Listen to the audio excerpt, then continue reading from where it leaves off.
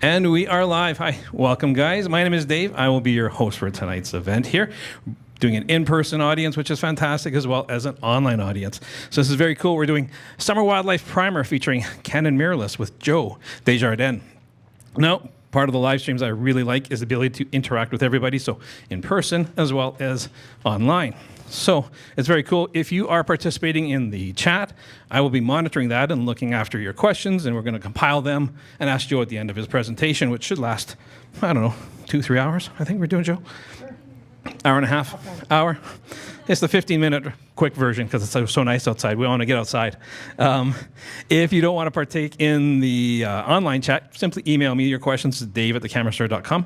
Super simple that way. Now, this event is sponsored by Canon Canada. We're happy to have Russ in the house, in the back there. He's our Canon rep here, and he's going to be working, showing a bunch of stuff off tonight here. This event is sponsored by Canon, and if you register for this event, you will be getting a special offer from Canon in the mail. I can't talk to you about it online, but we'll talk to everybody here. If you have FOMO or fear of missing out on this offer, don't worry. Simply email Evelyn at thecamerastore.com, and she will look after that, and you'll get that offer as well, which is very cool. So this event is live, of course, and my mumbling and bumbling will get through this portion pretty quick here. But anything will happen on the live stream potentially. But we have Drew and Gary who are looking after all the tech support in the back there, making sure everything goes off without a hitch, as they are. Maybe we're already having some technical issues already. We'll see. We'll see. We are ecstatic to have our guest in here tonight. Joe Desjardins is an award-winning and nationally published photographer who has earned multiple national accreditations in various disciplines, including equine, landscape, nature, wildlife, and more. Joe has also garnered the designation of Master Photographer. That's impressive.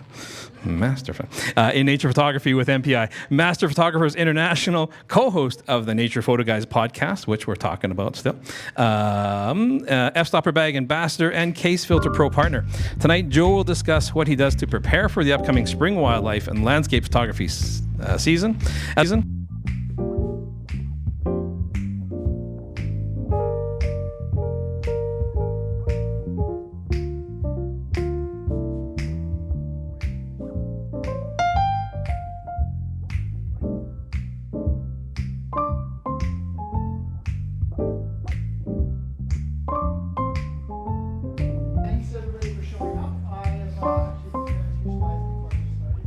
To forget these things. Oh, can you hear me now?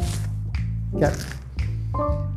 So today's presentation is going to be summer wildlife, not spring, Dave. So, okay. Wildlife primer featuring Canon. Spring is a good week. Mirrorless cameras. Essential tips for summer wildlife photography. Before we start though, I want to thank the Camera Store and Canon for allowing me the opportunity to speak this evening. I'm very humbled to say the least. Secondly, I want to thank you all for taking your bunch of the basic stuff, like what's in the bag, the Canon mirrorless system, the equipment I use. We're going to go through camera settings, tips and tricks for cameras, tripods, tips on light for wildlife, composition, backgrounds, and then into some cool stuff like behavior and adding the human element into your photographs. Keeping it clean, and what I mean by that is nature, and ending it with ethics. So, what's in the camera bag? Camera bodies and the lenses I use. You can see I'm kind of covered in lenses there, but I essentially use everything for wildlife photography. So this is my current camera system right now. I'm using the Canon R5, the Canon R6 Mark II, and then the rest are all EF lenses. I haven't converted to any of the RF glass yet, and that's primarily due to the EF RF adapter, which I'll show you guys. But pretty much everything from a 500 all the way down to a 16 to 35 mil. EF to RF adapters with a variable ND, and everything else is like a Gitzo, tripod, gimbal, video heads, f-stop bags. But I want to make it clear, I know this is a wildlife primer, but as you notice, I had put up here, every lens is a wildlife lens, and you'll see what I mean by that. I use them all for everything from the environmental type photos to the trophy portrait shots. So the reason why I'm still using EF lenses, they're still phenomenal quality. Like the glass is amazing. The cost to upgrade, well, it's costly, especially for the big stuff, right? You know, and the real big reason why is this amazing EF to RF adapter with a built-in variable ND. Now, I'm currently, well, not currently, I'm doing a lot more video as of late. And if you know, when shooting video, you want to keep the camera settings a certain way to get a certain look to the video. So based on the available light, you tend to use ND filters to control your settings. And with this adapter here, on this 100 to 400 on the R5, this adapter is right at your fingertips, and that's the EF to RF adapter. And I leave my camera set to whatever it is I want, 1/50th at f4, ISO 800, because it's native ISO for the R5. And I keep those settings, and all I have to do is adjust the variable ND on this. So if it wasn't for this, I'm not sure what I would have done. I might have slowly started to convert all my lenses, but that's one of the accessories that have absolutely kind of kept me in the game for that long, or up to this date. I'm going to just cover what's in the camera bag really quick, and then we'll move on to some cool photo stuff. So obviously camera body and lenses. This is kind of what my camera kit involves, but I've got everything from, you know, I got the cleaning kit, I got half a dozen batteries, memory cards. So here's the thing, I carry two sets of memory cards. One's for the R5, because it uses CF Express, and it's got an SD slot. And then the R6 Mark II carries 2 SDs. So I have them set up, so because I shoot dual slots and record them at the same time, I have them set up so I got matching, you know, CF Express and an SD, and you know, they're formatted for those specific cameras. So any of these cards out of here stay with the R5, and anything out of here is the R6 only, right? So comfortable folding sitting pad, that kind of stuff, that just fits into the camera bag. It's out of the way, weighs nothing. I've got a filter kit. I'm a Case Pro partner, and these things really never leave my side. Everything, I've got a polarizing filter, and I've got ND filters. First aid kit, rain cover for the camera. This is a lens coat rain cover. I certainly don't want the weather to dictate whether or not I'm actually out shooting or not, right? So this is just one of those covers that goes over top the lens itself and the camera, and protects you while you're out in the field.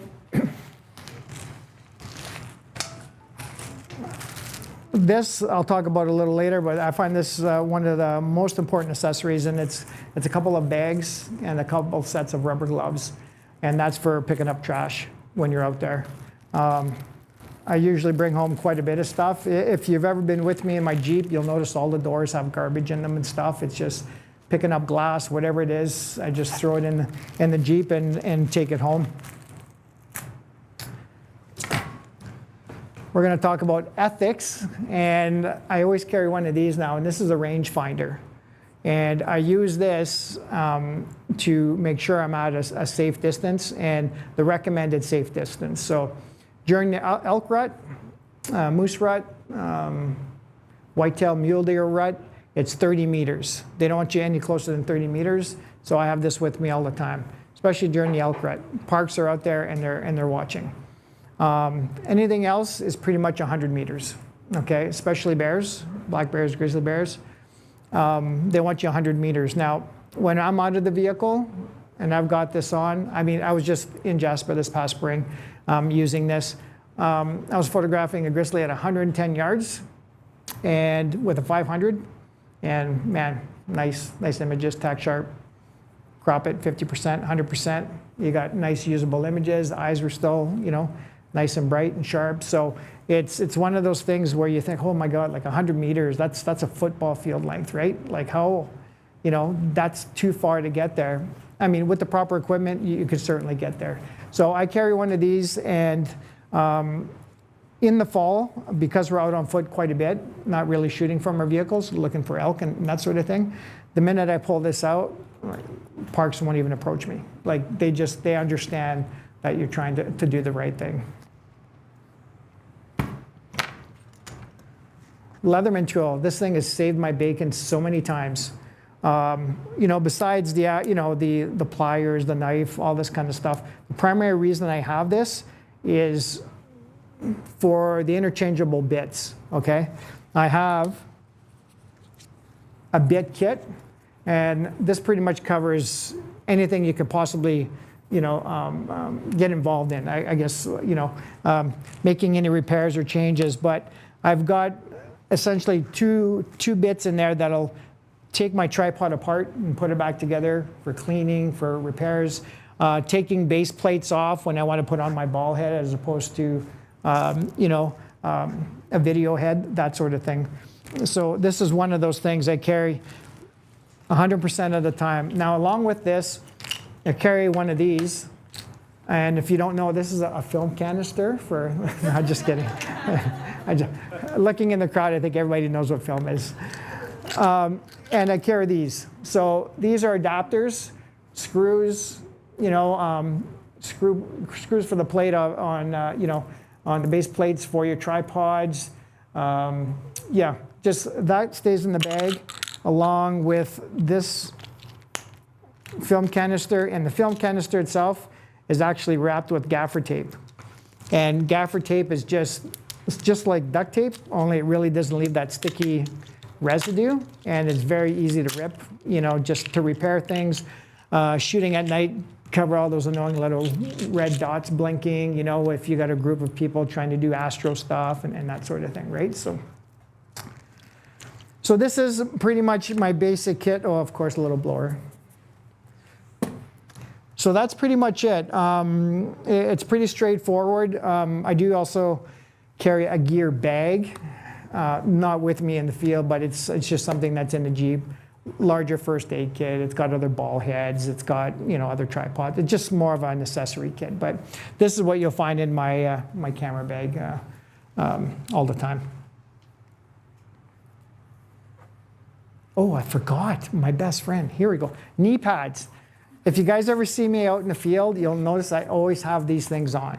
And the reason is you're not worried about kneeling on rocks in the sand, like water, mud, anything. When you got these things on, you're slammed to the ground, getting low, really low point of view, getting those shots of animals eye level, those intimate shots, as opposed to everybody standing the same, lining up, right? Easy to kneel down, and it's without hesitation because your knees are protected, right?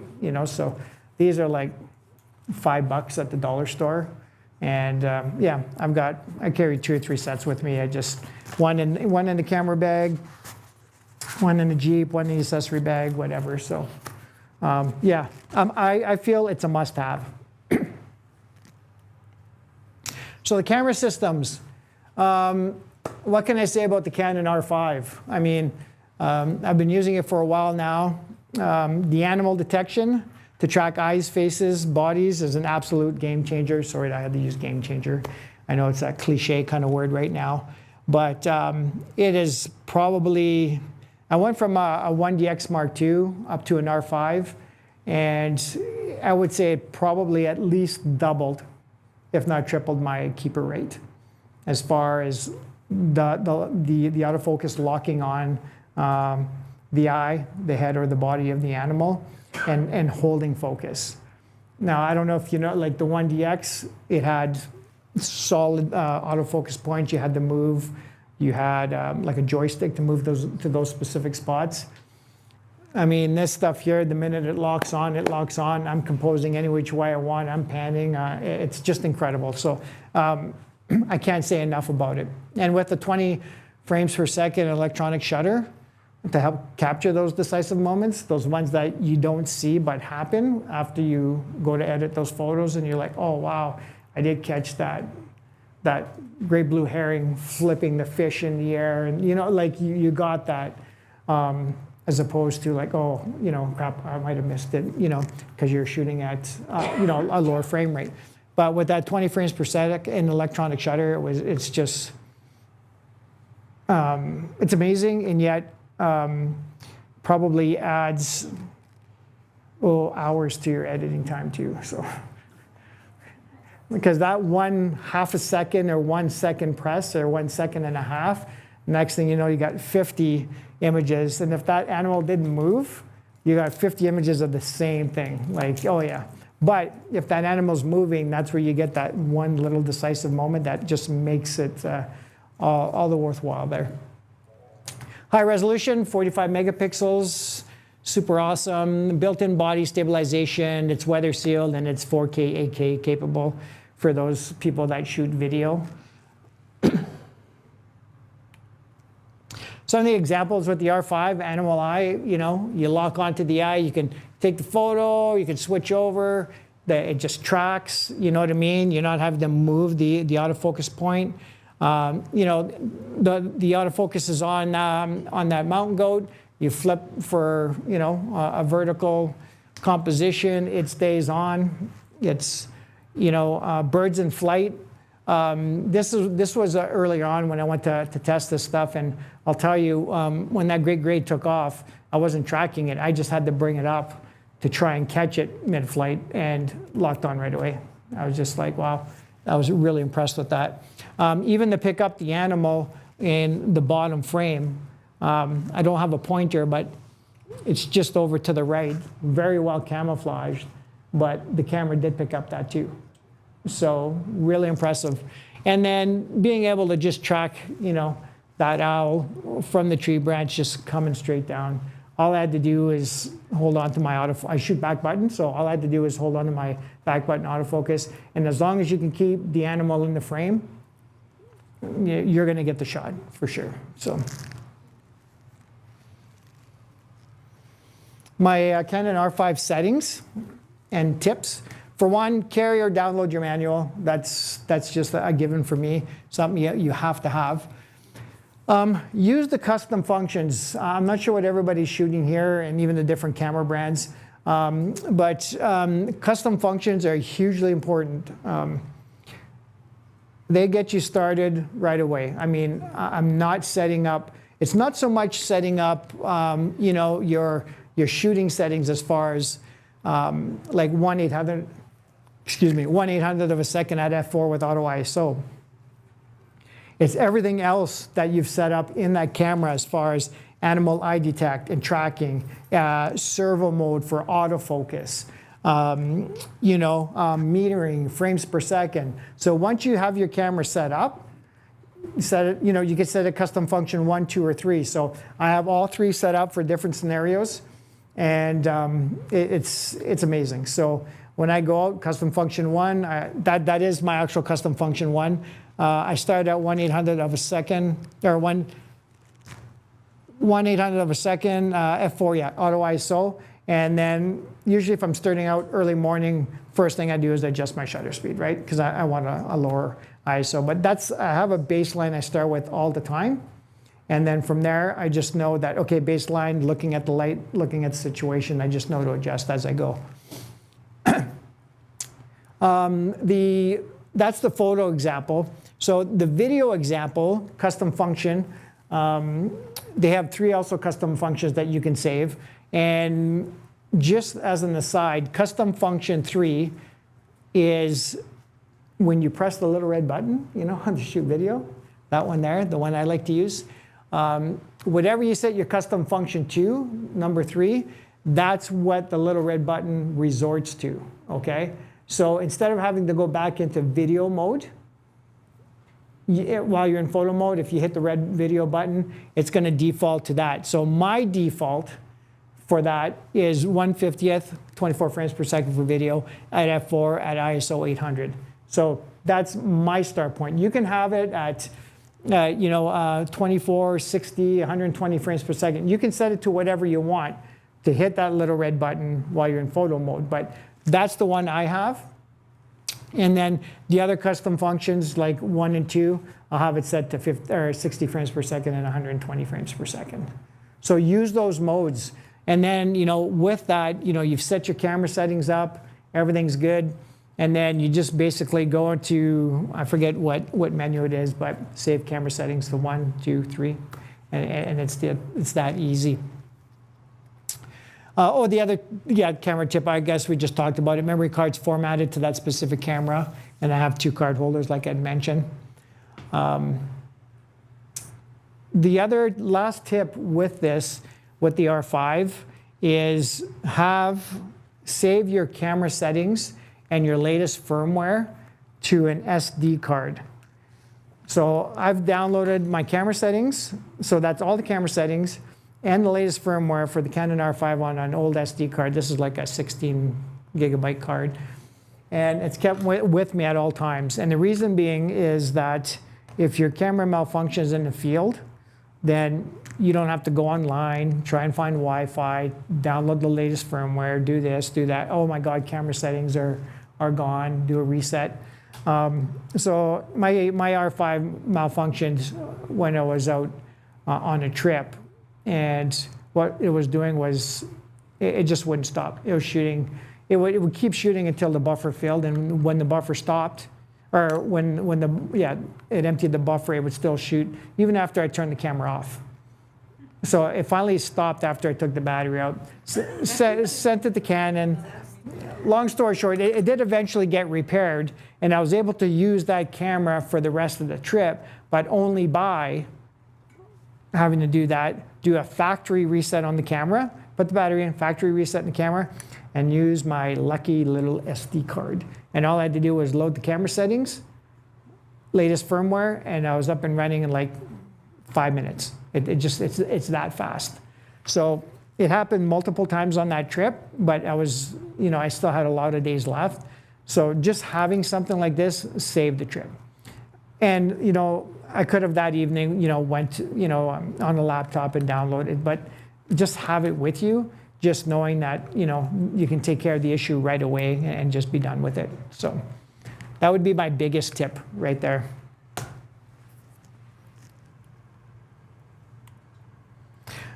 So my wildlife camera settings, it's really straightforward. I shoot in manual mode with auto ISO. I've been doing that for years. Everything is raw. I find it easiest way to edit photos. Have the highest frame rate. I think mechanical is up to 12 frames per second on the R5, and it's up to 20 in electronic shutter, sorry. Auto white balance. I've always used evaluative metering. I've never went to center weighted or spot or anything like that. I find that over the years when you use and you learn one, you get an idea of how the camera sees, right? And then you just adjust your exposure compensation or whatever you have to do to get the proper exposure. I use a single autofocus point and animal eye autofocus. Those are the camera settings there. On the back of my camera, because I use back button, one is set to spot, and the other one set to AI servo. One set to the single autofocus point, and the other one's for the eye detect. Because sometimes if it's really low contrast situation, or what I found is shooting certain animals where it's kind of hard to discern the eye, from the color of their fur or hair, that kind of stuff, it won't pick up. Well, the other button just puts you on the single autofocus point, and I can kind of nail it that way. So that's just a matter of reconfiguring the back of your camera, because all of these buttons are fully customizable, right? So you can set them to whatever you want. And that's what I've done with a couple of the back buttons there. And yeah, AI servo. Animals are always moving, so I don't ever have the one shot. It's 100% on servo all the time when it comes to photographing wildlife. And manual mode, so why the reason? So manual mode for me allows you to control depth of field along with the stopping power of a fast shutter speed. So the key, of course, is the auto ISO. So I know that, let's say when I'm shooting my 500mm lens, I don't want to go under, say, 1/500th of a second because I'm hand holding it and being lazy, not going off tripod. I want to shoot it at f4, wide open. And those are like my minimum settings. So I'm going to let the camera decide on the ISO. I don't want to need to think about the ISO. Now, you do have to pay attention to the ISO because especially early mornings or late evenings, right? When that light goes down, 1/500th of a second might get you at, 12,000 ISO or something crazy like that. So you do have to pay attention to that. But I'll show you a couple of examples that I never would have gotten if I didn't shoot in manual mode with auto ISO. So this crossfox here was coming down the trail, and again, I had my camera set at 1/500 at f4 auto ISO, and there's no way my little brain would have had to calculate 10,000 ISO to get this shot. Just not that. Now, if I was settled, waiting, of course you play with your exposure. You can get an idea of what you need if you want to go fully manual. But this is the main reason why. Because you know yourself, you could be shooting down the trail and there's a nice light, enough light. The minute the animal goes off, all of a sudden it could change by 2 or 3 stops. It could get that much darker. Like, the ISO is going to change dramatically, right? So I just let the camera decide. Now, I would rather get a sharp, grainy photo as opposed to a photo I can't use at all. So with the latest technology like Topaz and the noise and Lightroom and all this kind of stuff, I've certainly saved a lot of images, and good quality. I mean, look at that. I mean, that's, that was a 10,000 ISO, and that thing, the image looks great, Here's another example. That's at 25,600 ISO. This was pretty much at 10:30 in the evening, and that wolf was coming down towards me. And again, 1/500 at 5.6. Why was that 5.6? I have no idea. I could have got down to 12,500 ISO there. I could have saved the whole stop. But I was probably too excited and flicked the switch. Again, I got 3 frames as she was turning. And I mean, it's a memory. I was able to recoup some of it. It's grainy, but hey, it's late at night. It's a wolf. Grainy photos are okay, especially if you're printing feathers and fur. Like, you ever print your stuff on canvas, any of the wildlife images? It looks amazing, absolutely amazing. So you don't have to go for those tack sharp images. We do, but you don't need it, especially with feathers and fur, right? Especially if you're printing on canvas. So some tripod tips. Make sure your tripod is sturdy enough to support the system you're using. So this tripod here is a Gitzo tripod. I'm going, I think, on 12 years now. So it was kind of funny when I bought the original 5D and I bought the 500 f4. It was like, okay, great. And then it's like, oh crap, yeah, now you need more equipment. You need the gimbal, you need the tripod to support it and everything else, right? So the initial investment, I made the initial investment to support what I think would be the most gear possible. And like to this day, this Gitzo is still looking fairly new. And it's been, like I said, maybe 12 years. So when I say, when you're going to invest the money, make sure it's going to support, the biggest system that you think you're ever going to use. Of course, setting up on a sturdy surface if you can. If not, I've got these combos here. So I got the standard rubber legs, but then I can just pop these off for the spikes. So I use these all year round, and I use these not just for winter time. It could be amongst rocks, sand, mud, whatever it is, whatever's going to help sturdy the tripod itself, right?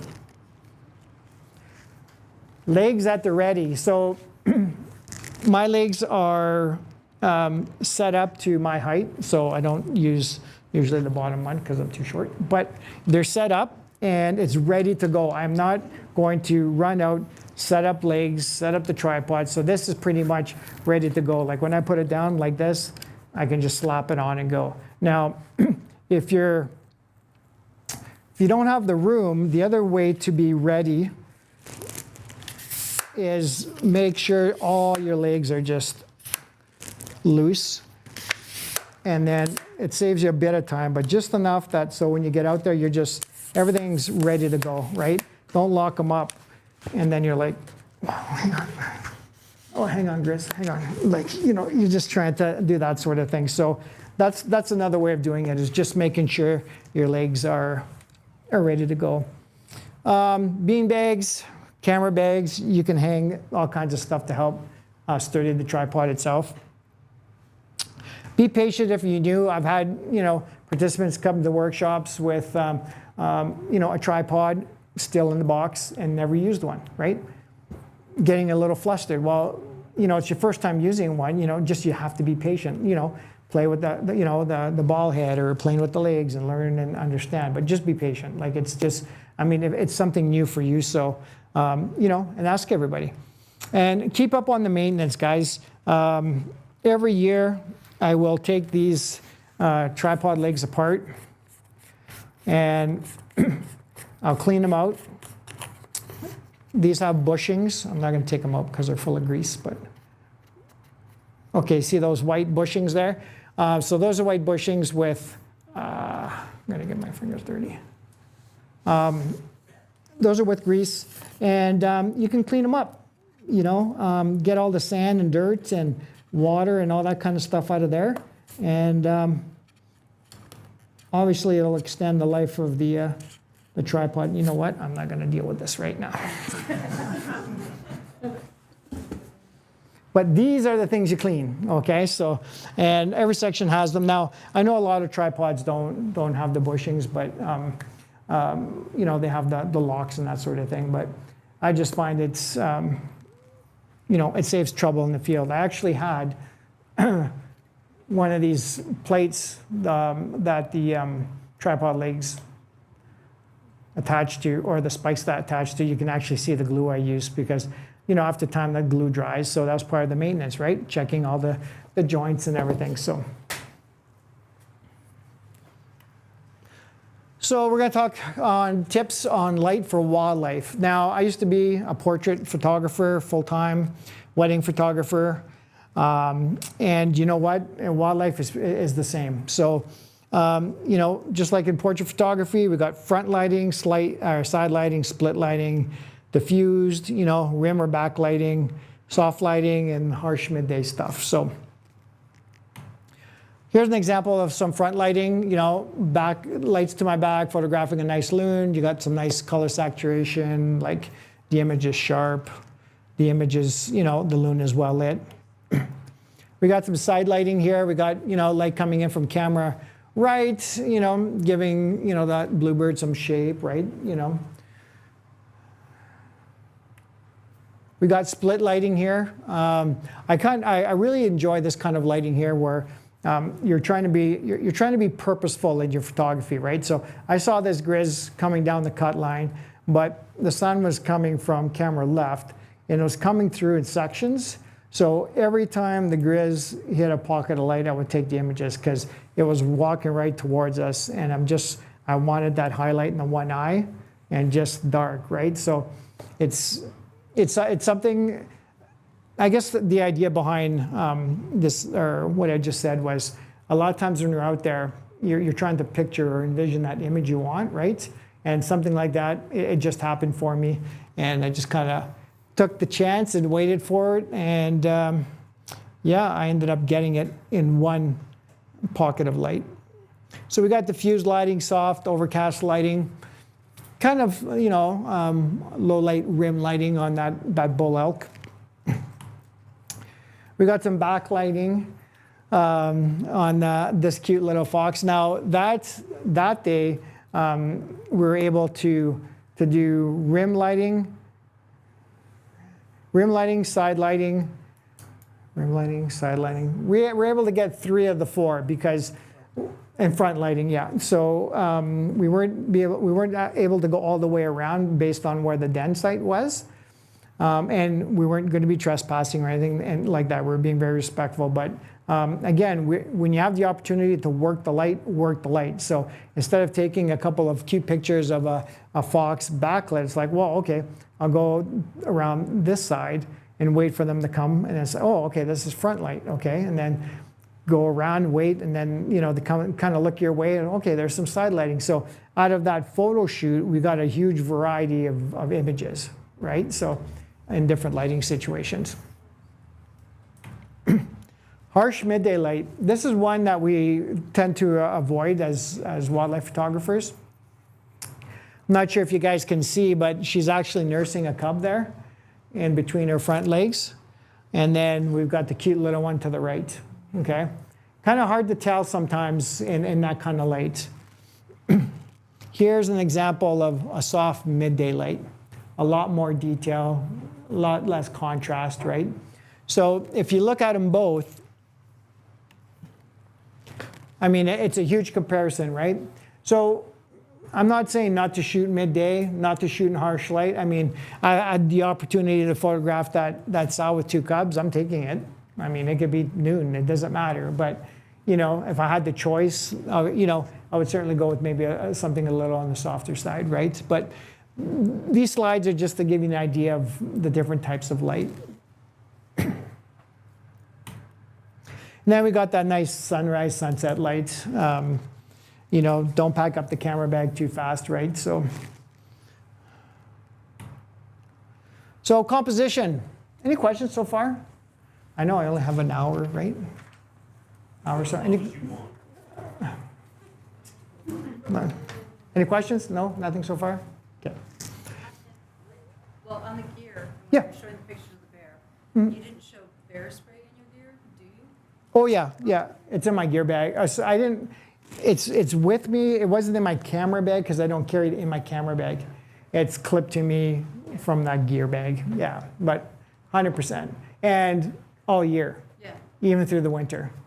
Yeah, I don't like big cats either. Yeah, Nikon shooters too. Okay, Whoa. No question. Yeah. You said like you always use like a manual? Yeah, in manual mode Auto ISO. with auto ISO, correct. What about the like a TV, like a shutter speed priority, like a TV? Yeah. No? So yeah. What's the comparison? Well, okay, so all three are somewhat the same. So before shooting manual mode with auto ISO, I would shoot aperture priority. Okay, so aperture priority, with wildlife photography, I always wanted it to be at f4, like as wide open as possible because I wanted those nice soft backgrounds and separation and that sort of thing, right? So in aperture priority, I would set the aperture and the ISO, correct? So you set those two, and it would give me the shutter speed I want. So if I wanted a faster shutter speed, I would increase my ISO. If I didn't need that speed, I would lower my ISO. So the same thing with shutter priority. You could set your shutter to whatever it is, right? And your ISO. Now, there's only one thing you really have to worry about, and you might run into this, is your aperture. Sometimes based on the ISO and the shutter you picked, your aperture, you may not be able to get a large enough aperture for those settings. So then you have to increase or decrease the shutter, the ISO or something, but it's the same thing. I really find it more of a benefit shooting in manual with auto ISO because I can control the two biggest factors, and that's shutter speed to stop the motion and the aperture to control the depth of field. And ISO, I can just deal with it. The camera systems today are so good. Like, I mean, with that R6 Mark II, I'm shooting images at 3200 ISO that look like 100, like with that 24 megapixel sensor. So, yeah. Just for this question. Yeah. I'm still using Mark IV, Yep. mirrorless. Yep. That I can control that one by using the like a TV or the AV mode. Yeah, 100%. Yeah. I'm not for sure. Yeah. Oh yeah, no, 100% you can. Yeah. Okay. Yeah, for sure. So yeah, I mean, I can even talk to you later about it if you want, for sure. Okay, awesome. Oh, you're welcome. So composition, a few rules. I mean, the list is like 100 long for composition and compositional rules and all this kind of stuff. I put the rule of thirds. I know a lot of people hate the rule of thirds, but I'm a big proponent of the rule of thirds, and I'll show you why. But you know, there's other compositional rules like balancing elements. You know, I like to use the viewpoint, point of view. I like to shoot low to the ground. Framing, using subjects or using not subjects, but using trees, you know, vegetation, whatever it is to frame the subject, and cropping. You know, if you're really not sure about your composition, just shoot on the wider side, guys, and then you can crop and post later. Like, find that composition later, because there's times I'm out there, I'm like, 100, you know what I mean? And then I'll crop it into 500 later, sort of thing, right? So, and then experiment and have fun. So I want to give you some examples here. So everybody knows the rule of thirds, you know, intersecting points, you know, putting them in quadrants, you know. Intersecting points are, you know, a little more dynamic, more interesting, you know, for the subject of interest. So if you look at this little guy here, the rule of thirds, it's being applied. It's little Pika bouncing on the rock, but again, that's what I did, was use the rule of thirds, right? We got this this gorgeous loon here, and again, you know, with animals, no matter what they're doing, you always have to leave room for them to move, right? So if they're looking to the right, you need room to move, okay? Same with this guy here, this loon, you can see facing this direction, room to move, okay? If the subject was too close to the frame heading this way, it would just take your eye right out of the frame. It's just like they'd be leaving the picture. So here's another rule of thirds right here. Another example of composition, kind of room to move sort of thing. It is in the bottom lower third, kind of an extreme example, but again, room to move. Rule of thirds. I mean, you already know it's coming. You can see where the elk is, right? The direction it's pointing, and there's the grid, right? Here's a rule of third that's not hard to miss. He's laying on the third, right? You know, it's that one's kind of a given, but thought that'd be a fun one to throw in there. And you know, kind of your classic wilderness Canadian, you know, moose in the meadow, bottom right-hand side, and looking out into the meadow, lots of room to move. Framing. So, you know, this beautiful bull elk was actually framed amongst, you know, the fall colors, right? The yellows and in threes. So the composition elements of threes, or the odd numbers, work here too. So you've got those three patches of yellow there. And bottom right-hand third. And sometimes centering is okay. You know, when I talk to a lot of people about composition, you know, especially beginners, everybody wants to put the camera right in the middle, like everything's in the center. And so we talk about composition, we talk about the rule of thirds, we talk about trying to get the subject off center, or, you know, somewhere else in the frame to make for a more pleasing composition, right? But sometimes straight down the middle works, especially for animals like this that, you know, that can show strength and intimidation. So it does certainly work depending on the subject. And I call this creative cropping, when your lens is too long and the animal's too close. You take the shot, and but you got to understand here too, if you look where the eye is, that eye is on the third, isn't it? Right? I have a question Yeah. regarding with your thirds though. Are you, I noticed in some it's just on the body. I've always kind of thought it's supposed to be on the eye, like the intersection of the third. Should it be on the eye, or is that not No. an issue? It doesn't No, not the eye. necessarily That's getting be- really I super know, specific. well, yeah. that's- yeah. It's pretty much the subject As itself. long as the Yeah. subject's on, And so I get it, like it's on the subject, and then I get a feel for it. Sometimes I'm slightly off the rule of third composition because it feels better, like it just has a better feel to it, you know. But yeah, that's getting super precise, and yeah, When you're trying to edit and. that would be yeah. No, I that's the way. I mean, You're having it on. yeah, and you might do it that way.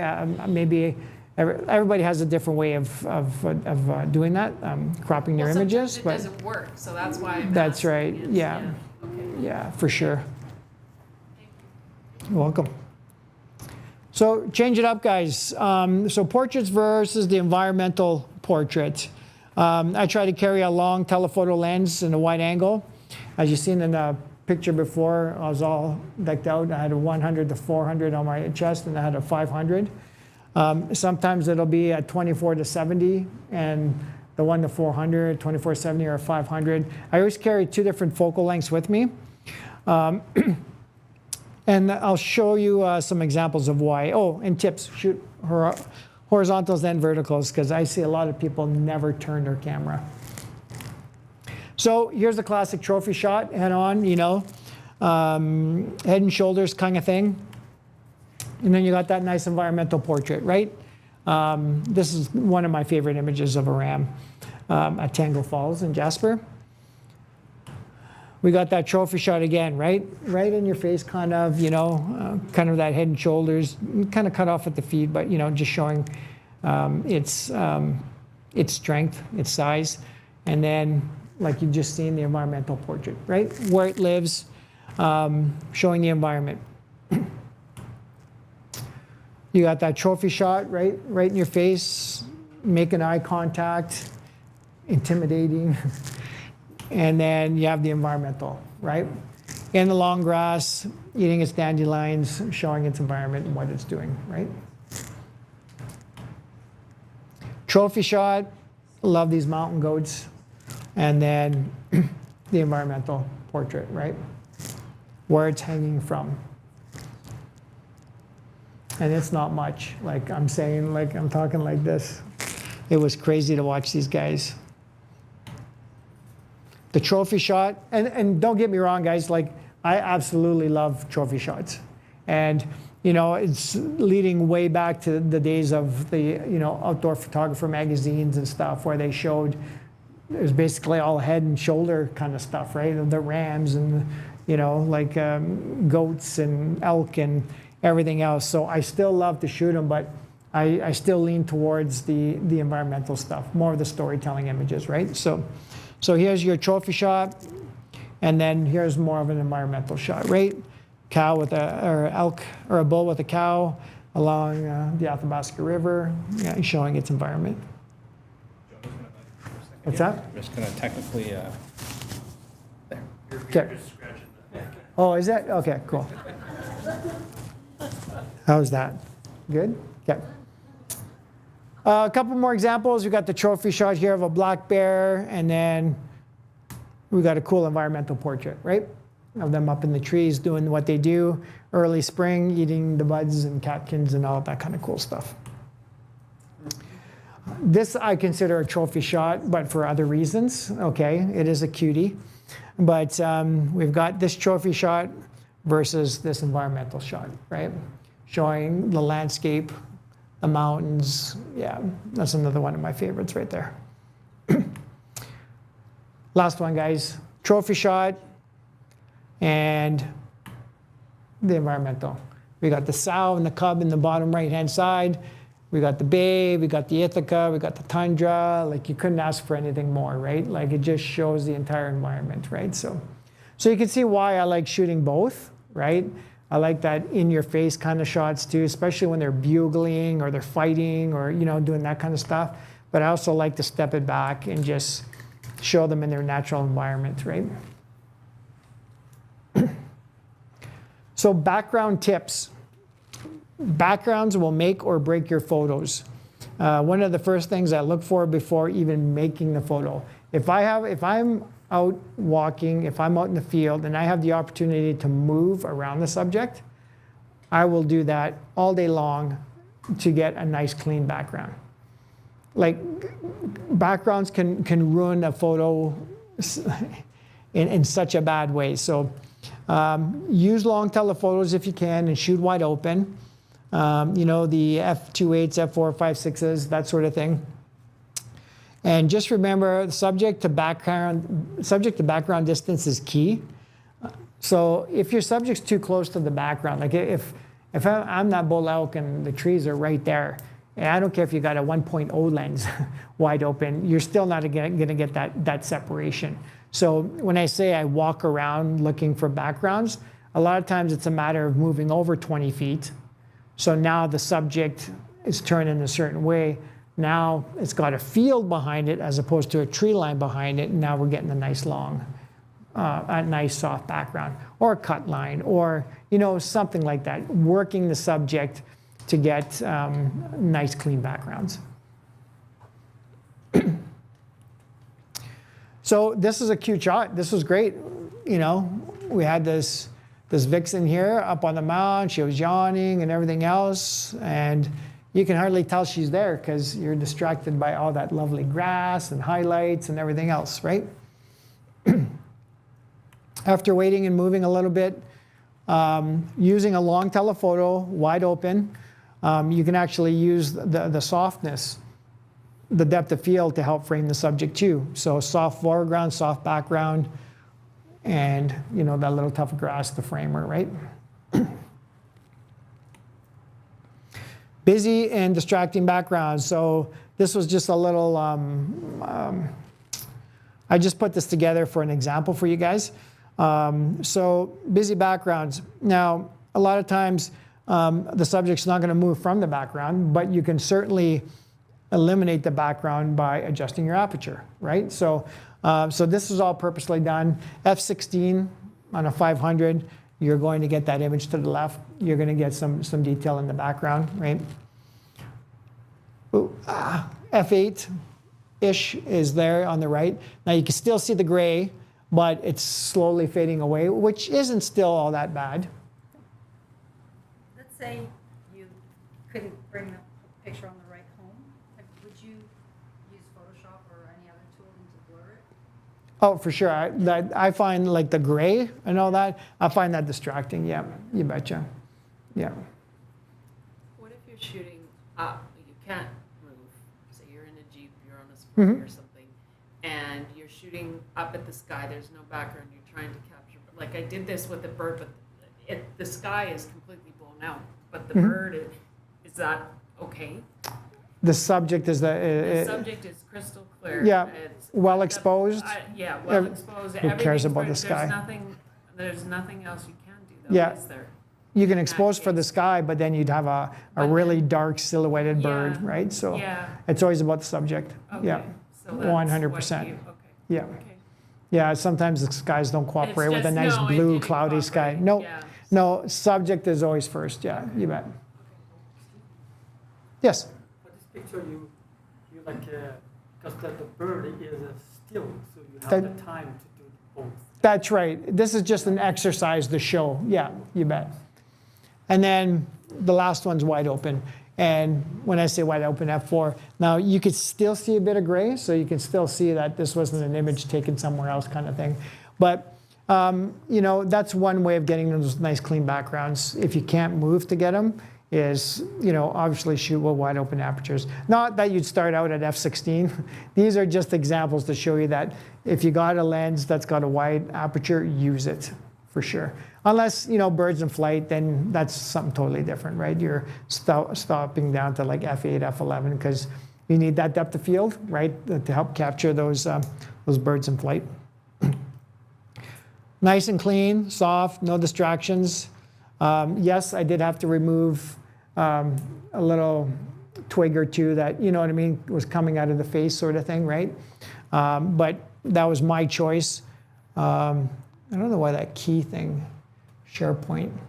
But that was my choice, and that's what I've done here. You know, nice clean image. This was the sky in this case here. So I was lucky enough to, you know, the sky in a far distant background across the other side of the lake. Actually, I don't think that was a sky. No, that was the other side of Medicine Lake, actually. So it was so far away that, you know, I had no choice but to have a clean background, right? Yeah. Now, to get a clean background, so that's a 13-line squirrel. And, you know, I see a lot of people, 13-line, they'll start shooting. Oh, these are cute. Or they'll even kneel down. Okay, these are cute. But we had our 500s laying on the ground. We were laying on our bellies and we were shooting across to get that point of view, which is very cute, but it blurred out the background because there was nothing close enough to the subject to create any distractions. So we were shooting straight across, yeah. And, you know, the water is the background in this case here, but it's, you know, nice and clean and soft.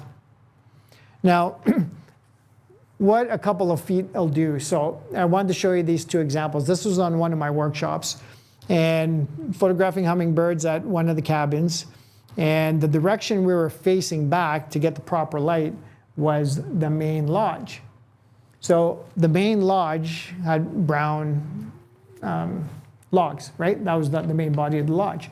So we set up and we were able to shoot, and that's what we used for the background. The lodge was a good 100 yards or so away, but you know, it was close enough that we can use it for a background. Now, what we did was this brown lodge has a green tin roof. So all we did was we adjusted our tripods in a way that now we're using the tin roof as a background as opposed to the body as a background. So same bird, two totally different images and two totally different feels, right? So again, thinking about your backgrounds when you're out there, moving if you have to, right? You know, finding stuff out there that, oh, it's, you know, even positioning to, you know, in the fall to a tree full of yellow leaves, you know. Oh, that might make a nice background. But, you know, of course, if you can get into those positions, if the wildlife, you know, cooperates. So next I want to talk about knowing your subject, the natural history. And this is the key to anticipating and capturing natural behavior, right? So it's always a good idea to do a bit of research, do some reading to find out, you know, especially like time of year, what they're doing, why they're doing it, you know, best places to find them, you know, all that kind of stuff, right? So here's an example of showing some natural behavior here. We got a black bear in early summer climbing trees to feed on the new, you know, the new buds, the catkins. This experience here, the slide on the right, she was actually going to the top, breaking the tips of the trees off and bringing them down to her cubs. And then she'd go up and then break them down. I still see all the trees, they're all dead at the top. All the tops are dead. I can still see those chops when I drive by. But that's what she did. So, I mean, really cool behavior, right? It's all about, this section here is all about capturing the natural behavior of the animals as opposed to those kind of those trophy shots, right? Was she very high up in that tree? Or? She was, yeah. I mean, we're on the road, this was down, and then she was straight up. I would say at least 30 feet or more. Okay, so you're above her when you're above. That's right, yeah. So we're on the road, and this went down into a ravine. Oh, okay. Yeah, like how lucky were we, right? That the trees were we were like eye level pretty much, her destroying these trees. And I mean, down the tree in seconds, like broken down, right back up, breaking the next one. Really cool to see. I wonder if you climbed an adjacent tree or something. Never. To get Oh, no. Oh, and what mom does, so, you know, obviously the cubs mimic what moms do, right? You know, so this cub's up there doing the same thing. Crossfox hunting for voles, mice, you know, that sort of thing. Again, cool behavior, right? Watching them hunt and leap. And in this occasion here, she was successful all 4 times. So she'd catch, go and catch, go and spash it and spash. So she did that 4 times. So really cool behavior. Grizzlies, you know, scent marking trees. The reason they do that is to keep track of each other. Bears generally have an overlapping home range. So they're definitely interested in their neighbors, like who's around, that sort of thing. So this is why they do that to these smaller saplings. And because they can. I mean, they just walk right through anything, right? Like this sapling was small enough. Crosswalk, another example, digging up its cache. So we actually had the opportunity of watching this fox dig up and come up with the wing of a gull or something like that, right? So some more cool behavior. So digging for roots and insects. Oh, wait till you see the next slide. This is super cool.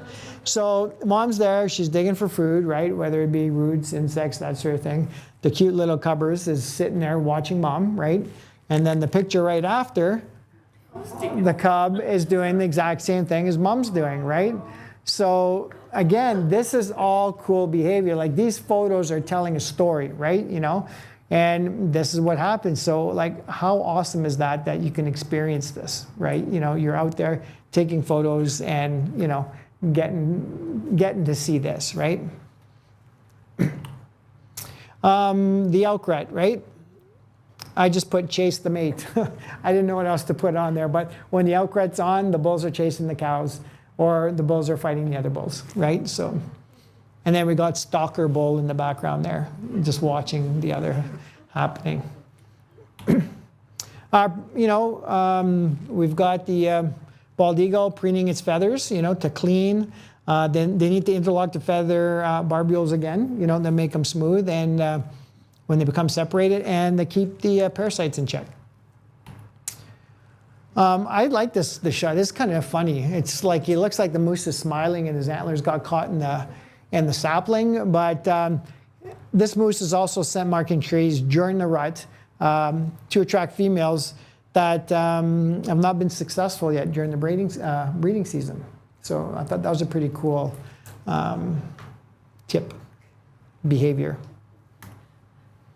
And bugling, you know, to show their dominance and fitness to the other bulls and the cows. So it's kind of a general communication to both bulls and cows. You know, these are siblings. We watch them grow up. But these guys are play fighting. You know, they're practicing for future encounters when they eventually become adults and they have to fight to protect or food or for to mate. So, as weird as this looks, bull elk do urinate on themselves for a couple of reasons: to cool off and to attract the cows with their own distinct smell. So that is indeed urine. They're spraying themselves, they're getting soaked, but it does help them cool off. But if you're within 30 meters, you know there's a bull out there. I can tell you that, because it smells different. It smells not perfumey, but it smells different. But this is what they do. So again, this was super cool. I'd never seen this before, right? You know, and to be able to capture that is pretty awesome. And the last one, you know, just the salt and other minerals and stuff on the side of the road. I thought this was kind of a cool thing, you know, kind of doing your yoga thing. So, you know, adding the next section here is just adding the human element for storytelling and for conservation. Now, these slides here, well, let me just show you. You know, what does this slide tell you, right? You know, it shows you the struggles that a mama bear has with her small little cubs. Crossing a major highway, this is towards Mount Robson, so traffic is humming, you know. So I was able to frame the sow and her cubs with an oncoming RV, right? So this is a pretty powerful image. This, when I publish this image online and stuff, I'm probably up to 250, 300,000 views, likes, comments on this image. And, you know, it's out there in hopes that maybe it can be used to tell a story, right?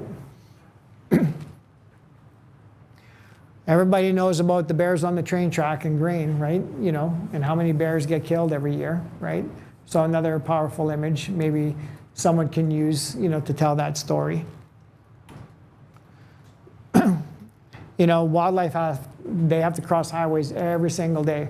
And, you know, I framed that truck in there just to show that, you know, it is an active highway, but You know, grizzly bears as big as they are.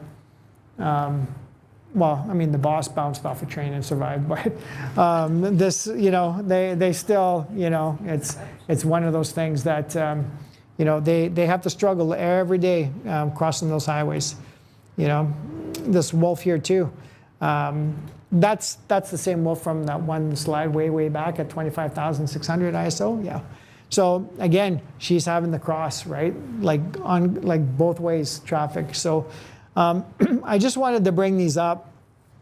This one was kind of a humorous one, but you know, like stop your car. You know, like these guys are following this out down the middle of the highway, right? You know, I was pulled over and I had to get the image because I wanted to show this kind of stuff. Like, you know, if wildlife is on the road, just stop, pull over, put your hazards on, do something, right? You know, don't like, oh, this is super cool. Like, no, it's not. So again, something I wanted to post and show you guys. So these next few slides, man, these are kind of tough to see, but you guys will understand why. Be an ambassador for the planet, of course, you know, keeping it clean. You know, there's nothing pretty about this image, but it does tell a story. You know, the more time I spend in the field, the more I'm disappointed. Like the amount of garbage I see out there with wildlife, not necessarily just garbage, but the amount of garbage wildlife, you know, they play with, they eat, you know, that sort of thing. It's disgusting. I always take home more than I bring, and I have a good stock of plastic bags to take with me and share with others. So be an ambassador for the planet, and don't be afraid to speak up either. I have a very loud voice. So this wolf was playing with a trash bag, like just one of those grocery shop bags. And man, was it playful. Like, you know when a puppy plays like pa, pa, pa, and throwing things and everything else, it was a plastic bag, but it's still garbage, you know? This was roadside. You know, if that bag would have flown into the road, could have been hit by a car or a truck, right? Not knowing. It's one of those sad things to see. You know, excuse this is, these two cubs are eating styrofoam. You know, and it's nothing I can do. You know, it's these bears, I mean, they look awfully close, but this image obviously has been cropped, shot on a 500 or 1.4 teleconverter. Like, these bears are far, but it's not like I can just run up and, oh, sorry guys, give me that.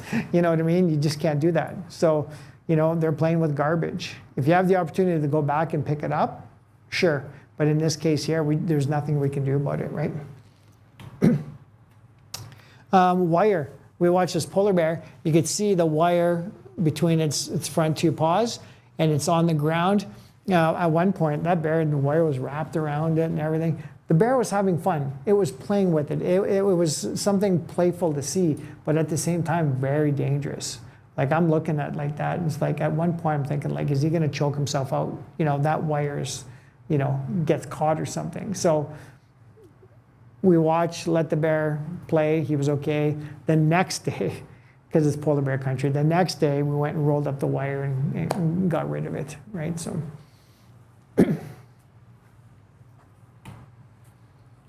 Like, who wants a picture of that, right? You know, beautiful little cub with a, was it ginger ale can? Yeah, a Canada Dry can in its mouth that it got from a ditch or, you know, alongside of the road somewhere, right?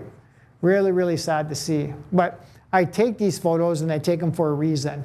And this one here, I contacted Parks, Jasper, and I said, I don't want anything for the image. I just hope you can use the image for any type of, you know, signage or, you know, stuff you do for the park. And they actually did. So they actually don't feed the bears. They used my photo there. You know, human food garbage kills wildlife, and it's all over the park, and just makes me feel a little better that I kind of maybe helped contribute to people, you know, picking up garbage, right? So, you know, it's not all about being compensated for a lot of things, you know, your imagery, you know, especially being in business and everything. It's, if you can make a difference with a lot of this stuff, like, put it to use. Donate your image. Donate the rights to the image, but donate your images, you know, for certain stuff like this. I'm sure it can certainly make a big difference. So I got some general tips here, guys. Know your gear. You must be able to use it without missing the action, right? Because there's certain things you need to know, like, so what's the minimum shutter speed, which you can obtain a sharp image with your camera lens combo. So for this here, I know at about 1/500th of a second, maybe 1/320th, I can hand hold and I can get a sharp image, okay? So that's what I need to know, okay? So you don't want to be grabbing something thinking, oh, okay, well, 1/30th of a second, I'm good. You know what I mean? And then not know that. Practice, learn what it is.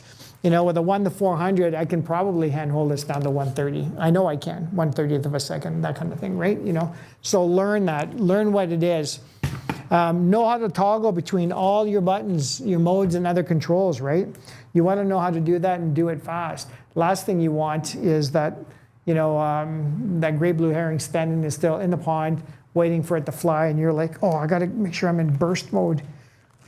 Oh, yeah, okay, well, that sucks, off it goes, right? So make sure that you can get from one shot to, H plus or, whatever frames per second you want. Have your camera set up for it, right? Here's an important one here. Know how high you can push your camera's ISO and still get achievable results. So for me right now with the R5 and the R6 Mark II, I'll push it 10,000, 12,000 ISO, especially on the R6. And the reason why the R6 Mark II at 24 megapixels versus the Canon R5 with 45, it's half the size. Like that R5 captures so much information, especially in the higher, like when you get into the higher ISOs, like there's so much information there, it's insane, right? Like I find it's a little too noisy for me in certain situations, like especially the low light stuff like that. But that R6 Mark II is absolutely phenomenal. I use that primarily now as my wildlife camera. I'll use that for 90% of the shots, and then I use my R5 primarily for video and photo. But this is what's on the R5 or the R6 Mark II is on my 500 f4 all the time. So, but again, ISO. To get back to that, if you're comfortable with 3200, then you may want to cap your ISO to 3200, knowing that if you went to 64, you're not going to be happy with the images, and then adjust your camera settings accordingly. But I'll tell you right now, almost everybody's camera here can shoot at crazy ISOs, and with a little bit of editing, especially shot in RAW, putting it through Topaz or something, or denoise, or reducing it, in whatever software you're using, it'll be fine. So I know a couple of friends of mine like shutter at going over 200, 400, but I'm going to use the equipment I have, right?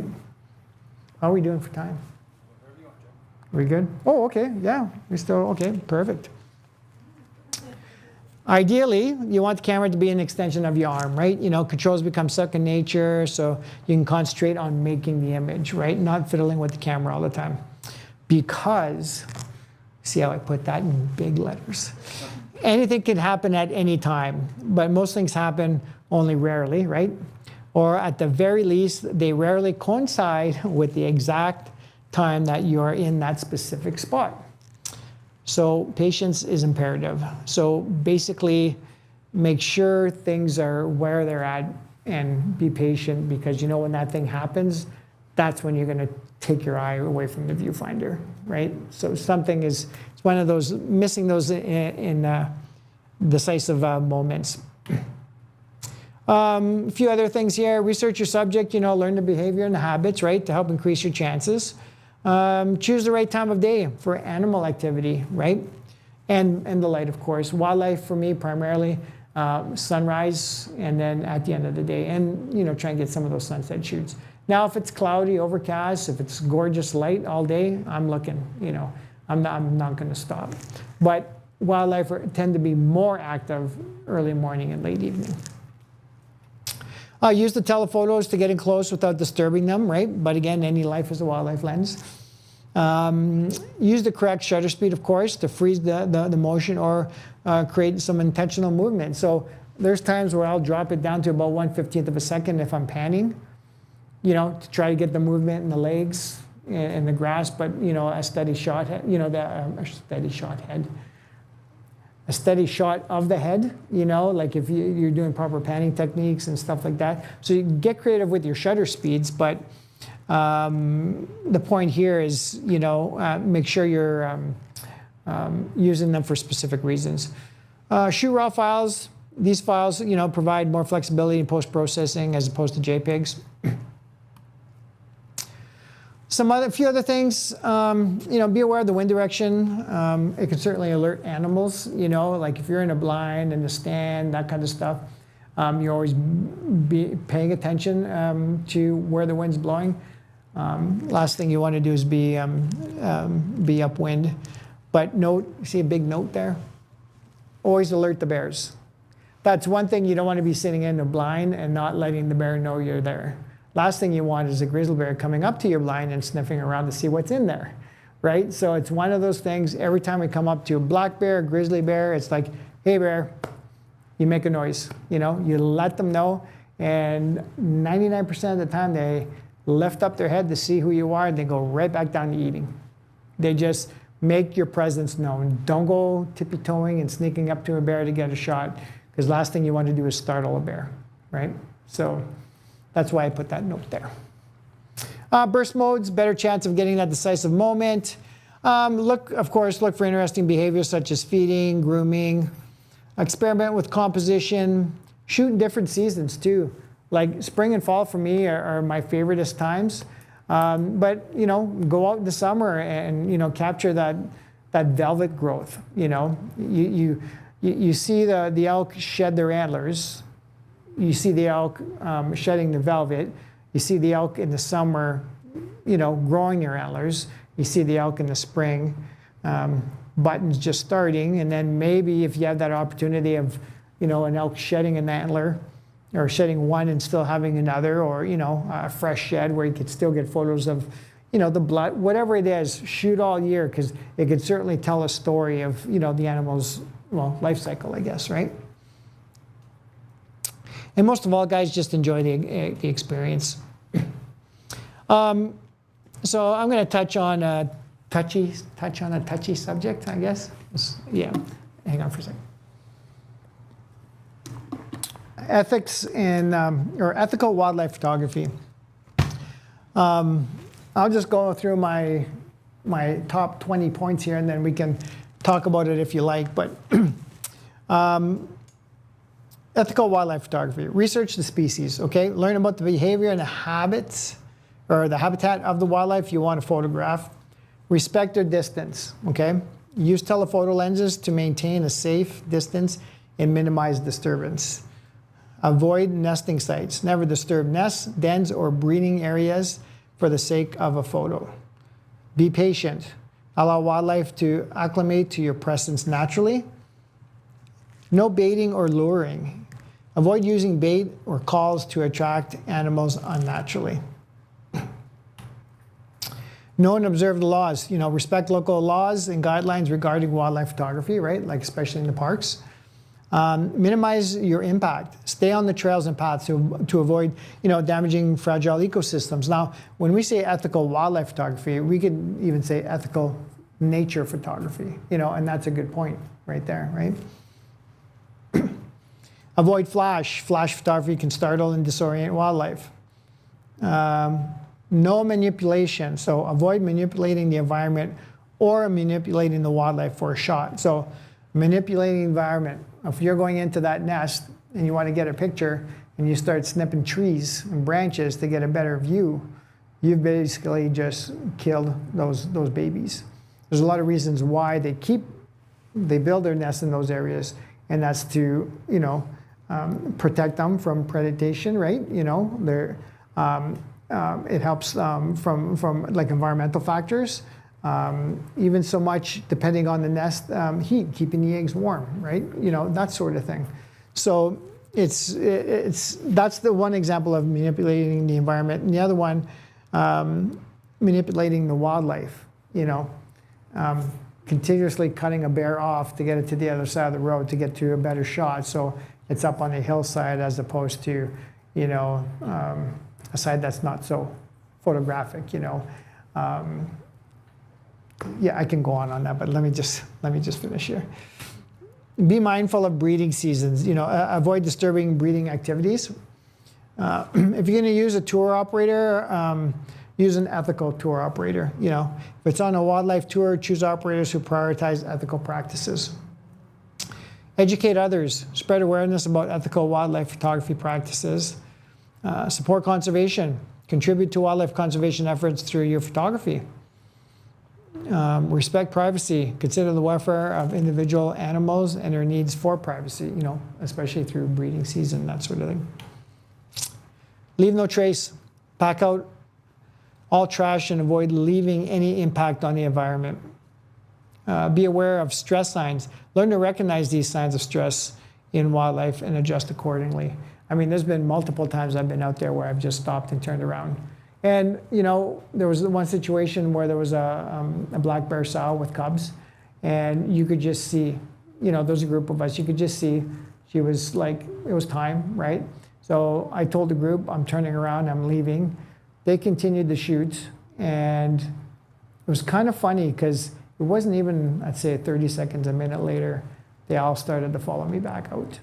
So I thought that was very impressive. Like, I just thought, okay, they understood why I was leaving because you could see the signs, and then they followed me back out. So it's good to see because she was getting stressed. Leave her alone. I mean, you could have shot there for hours, I'm sure, but why? Why stress them to the point where, she's going to bluff charge you? Is she going to, she's going to expend all this energy and take her up the cubs up trees, and then the cubs are crying, and then it's just not worth it, guys.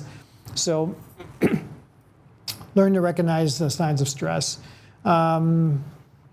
Respect no-go zones. Honor the protected areas and restricted zones, especially in the parks. Learn from experts. Seek guidance from experienced wildlife photographers and biologists, right? Just ask. If you see somebody out there, just ask if you have a question.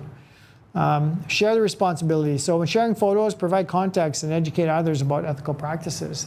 A while ago, like I would say years ago, when it was a little more prevalent, people would call me out a lot as far as, oh, you're too close, you're too close, you're too close. And so I would produce the raw file, I would produce my camera settings, the lenses I used, and then just to show them, it wasn't close. I was ethically far enough. But when you're shooting a crop sensor camera like a 7D Mark II, which is a 1.6 crop and a 500 f4, and shooting it with a 1.4 teleconverter, you're at 1120 millimeters, and then you crop the image, you know what I mean? It can look like the bear's right in your face, 100%. Now, that's faded off over the years, but in the beginning, I don't know if it had to do because of Instagram and everything else, but people were always saying that. So I kind of got tired of defending that. But at the same time, I think it was a good learning lesson for everybody too that actually saw the post and realized like, oh, okay, he's not walking up to that bear and just like, that kind of stuff, right? So, and I still live to talk about it. Yeah, exactly. So, but it's a great thing to do. If you have a photo, and I still see people doing it. Oh, shot from the safety of my car. That's great. That's a good point to make. I see that a lot. Yeah, shoot from the safety of my car. Shot with a Canon 1200 mil lens and cropped. Well, I mean, there's certain reasons. Like there are times where the reason why we have long lenses is so you don't have to get that close to wildlife, right? So. But in the end, photography should not be undertaken if it puts the subject at risk. Risk to the subject in this context means risk of disturbance, physical damage, causing anxiety, consequential predation, and lessened reproductive success. So in the end, guys, just, how do I say this? Be respectful of the animals you're photographing. If you're seeing people being very disrespectful, call them out, take photos, contact parks, do what you can to help, right? Talk to other professionals. If you're out there and you see somebody that's doing something wrong, or you see a professional doing something right, ask questions. If you're not sure, ask a question. There's a lot of forums online too, A lot of it you got to weed out, but there's some good information out there. So, and yeah, a lot of it's still going on pretty strong, guys. Like the stuff I hear and the information that have been sent to me would blow your mind. And I haven't posted any of it, but I'm telling you out there, it's bad. So if you see it, don't be afraid to call it out. It's just not cool. It's just, yeah, I'll leave it at that. So, so what is a safe shooting distance? Okay, here's a polar bear example. Okay, so this was taken on an iPhone. Okay, and I'll show you right here, guys. So what is a safe shooting distance to be ethical, I guess, is the question. I'm going to start. So if you can see at the top, you see the 3 polar bears? So the first one is the mom, and the second one is the cubs. Watch that again. Right there, 2 cubs following mom, right? Now that was taken with a fairly wide angle lens, of course. It was taken with an iPhone, and we're in our vehicles, right? Okay. And then that's the result. Very nice image, right? Cute image, okay? Nice and sharp. My focal length was 1120 millimeters. So back then I was using a 7D Mark II, which had a 1.6 crop factor, so it was an APS-C camera. I used a 500 f4, and I used it with a 1.4 teleconverter. So that gave me an 1120 millimeter focal length to shoot those bears at that distance, and then I cropped the image in for composition. So you don't have to be right in their face to get good quality images like this. Like, look at how nice that is, you know, and the quality is there too. And that was on an APS-C camera, right? So, yeah.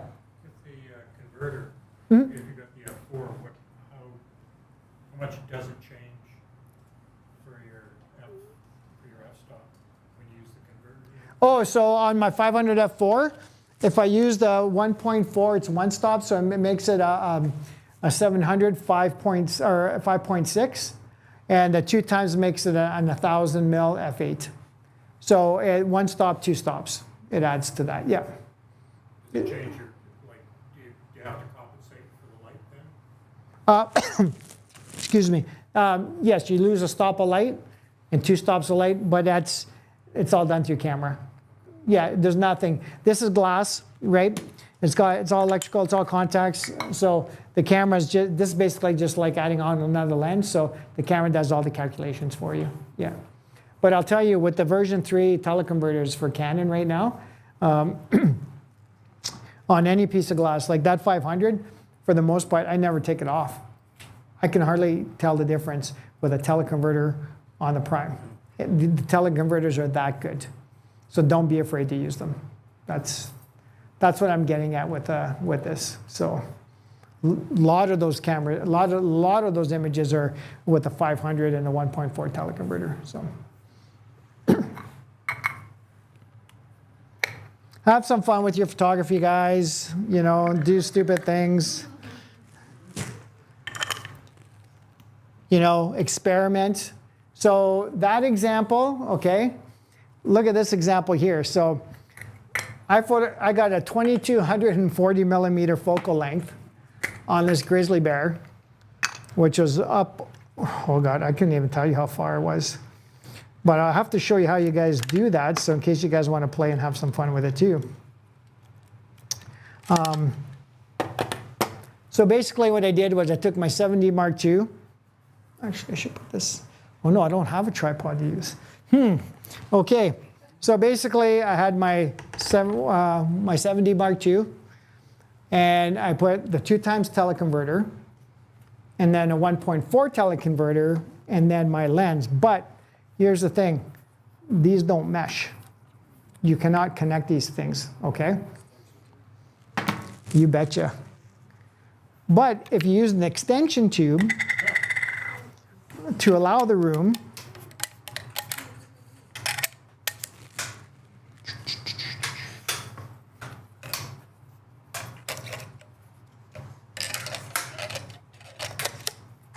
now I can connect the 2 teleconverters, okay? So we got camera, 2 times That'd be too tall for you. whatever. Thanks, man.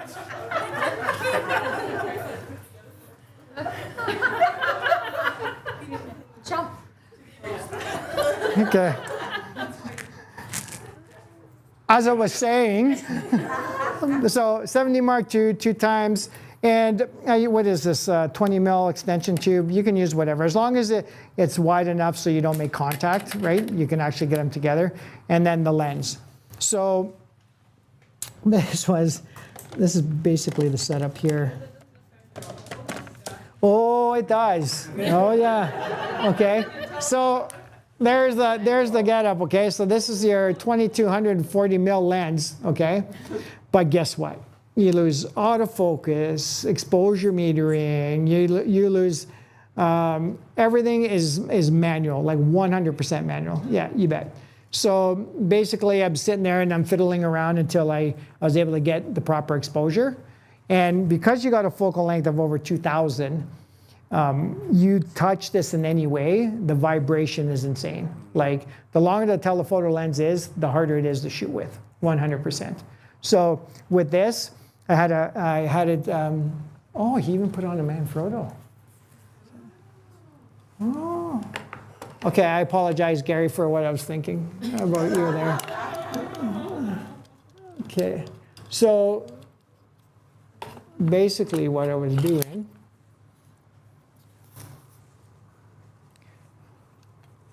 so in this case here, I would have a cable release, so I didn't have to touch it, and then I had a beanbag over top, because it wasn't a far walk, right? So I had a beanbag on top of there, cable release here, and just like, okay, no wind, no wind, no wind. You know what I mean? You just kept, so 1 out of every 30 images or so, I was able to get a nice sharp image. So, I mean, it's a cute, funny, you know, it's a neat image, you know, something to try when they're way up there, but just experiment and have some fun, right? You know, if you've got the stuff to do it. Is this in your way, guys? Is that only going to work on the coin? Or what is that? What happens if you do? Oh no, as long as you can get the if you can get a teleconverter on, you can do it. Yeah, for sure. As long as it fits, yeah. Will the autofocus still work with 1.4? 100%, yeah. The only reason why it's not working is because of the extension tube you put in. The extension tube just basically made it all, yeah, you just couldn't use it, yeah. But yeah, you're using any of the teleconverters, whether you throw in the 2 times or the 1.4, yeah, there's nothing to worry about there. It's when you're using the extension tube in between. Why does that keep coming up? So always have your gear with you. I always like showing the slide. Never pack your gear until you get home, because I mean, what are the chances of getting a photo of a bear walking through a, you know, bear in area sign, you know, do not enter kind of thing. So I thought that was a pretty neat image. So keep your gear handy. Oh, and that's it. I have a few other announcements there, but maybe we should tackle some questions. All right, that was awesome. What have I learned so far is that respect your focal length and respect nature. Right? Something like that. Yeah. Something like that. So we have a couple questions from online. One was, what brand is your rain cover that you're using? Lens coat. Lens coat? Yeah, so rain covers, lens coat, and the legs on my tripod that's dismantled down here is also lens coat. We've also learned that you are not much of a Gitzo technician. Hey. Okay. I'll agree with that. And a keen-eyed viewer online noticed that in your tripod, you're not using a traditional ball head. You're using a video head. Now, what's the reason for you to switch over to that? And who is it from? Online.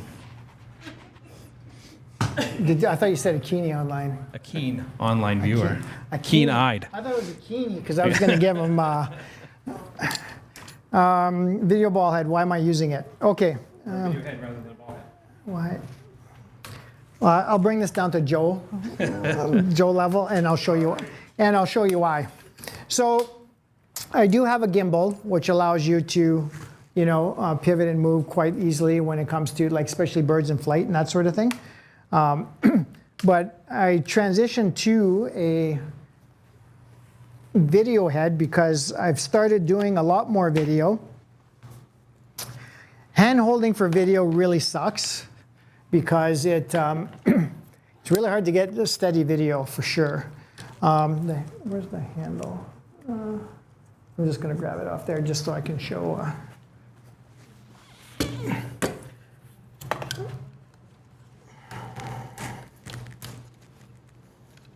And I mean, the video head is fully adjustable too, so I can shoot photos, not just videos, right? So because the lens itself has a collar, I mean horizontals and verticals, like no problem at all, right? It's fully adjustable here, so I can go from side to side, right?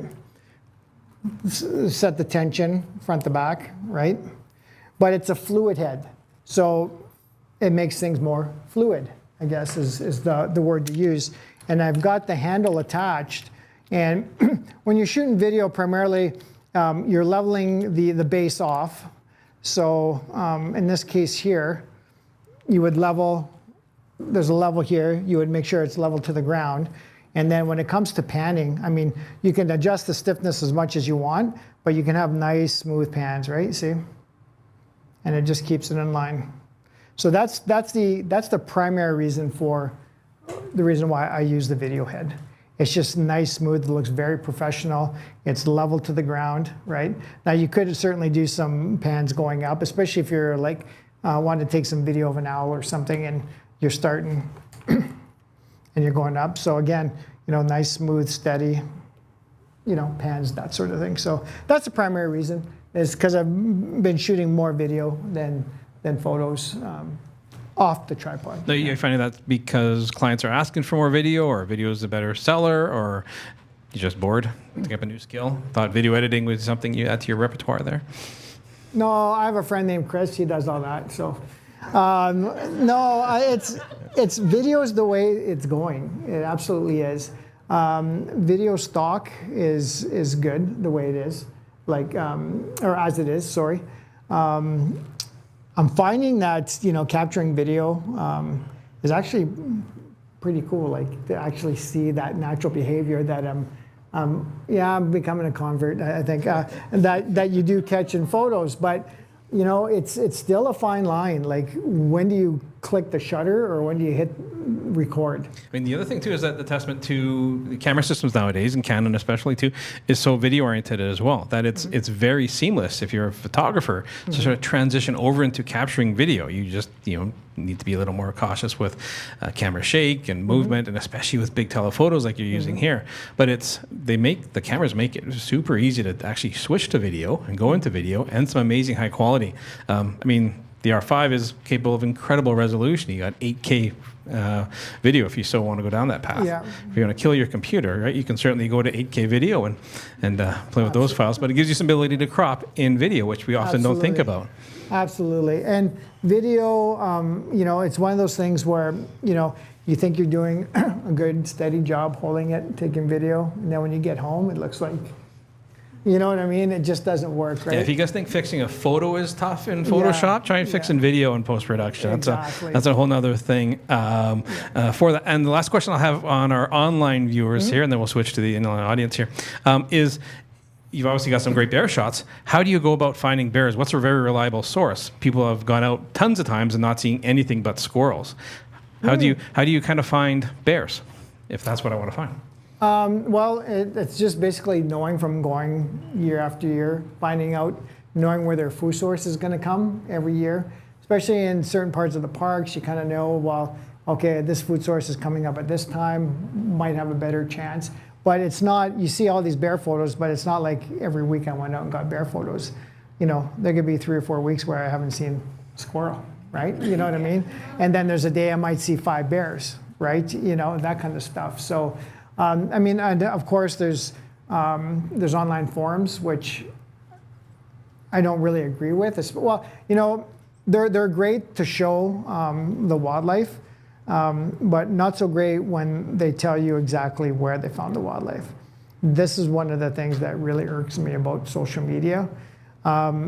If you noticed all my posts, unless it's Waterton for a workshop, I don't even say where it is in Waterton, but I'll say, Waterton Lakes National Park, right?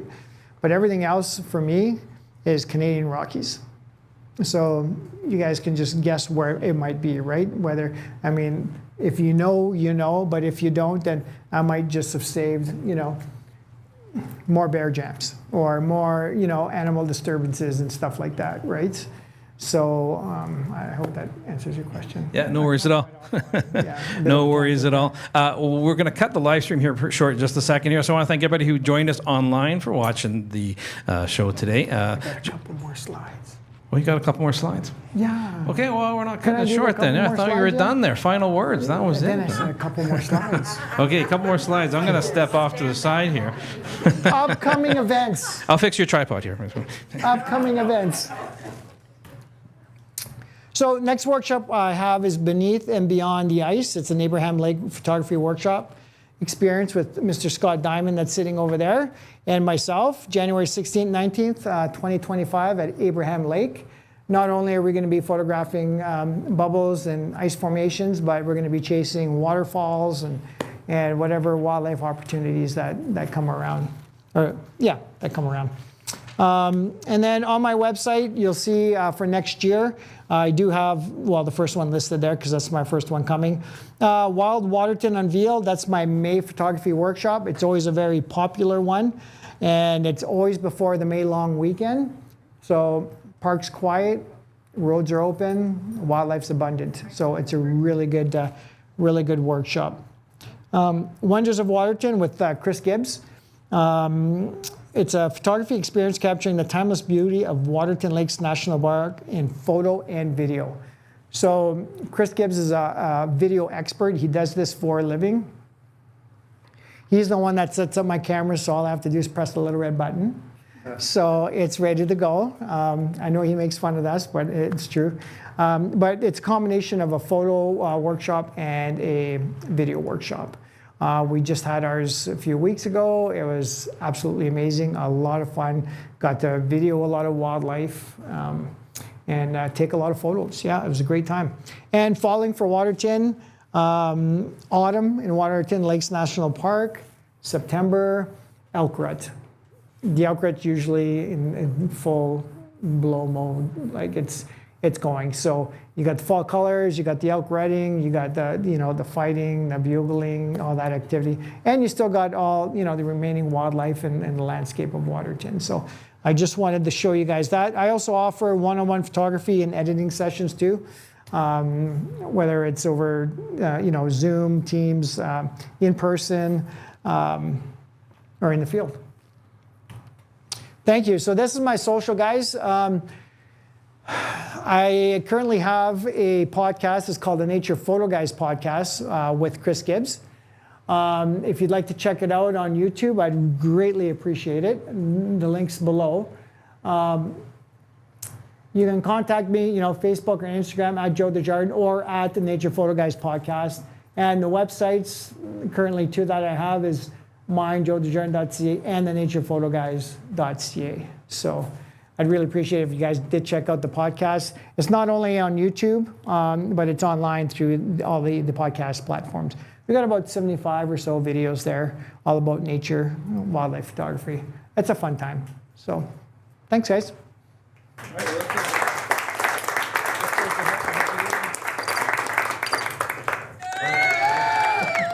And a big round of applause for Dave. He fixed my tripod. Woo! They're actually very easy to fix, and I do recommend, actually, I'm one of the few people who actually does maintain your tripods, because we often get people coming through here and their tripods are all sticky and gummed up. It's because they haven't done it. They're intimidated by it. Most tripods of good quality aren't that difficult to actually clean and maintain, and it's well worth it, especially if you're going to be putting it in all kinds of sand, debris, mud, whatever. Use the tripods. That's what they're there for. And it's as easy as just wiping it down clean with a little bit of soap and water, and then using the graphite grease that comes with it. That's it. Put it back on. Off you go. It's Excellent. not- Sounds good. Yeah. Okay, so now we're going to cut the live stream here pretty quick here. I want to thank Sorry, guys. everybody on the live stream who paid attention for the whole event here and came with some very good questions for me. If you haven't got that special offer already, you will simply email Evelyn at thecamerastore.com if you haven't registered for this event already. And we want to thank Joe for showing up tonight and giving us a fantastic presentation there. Learned lots today. Hope to catch you guys again soon. Check out our YouTube channel. It's The Camera Store TV on YouTube, and we'll go from there. Catch you guys.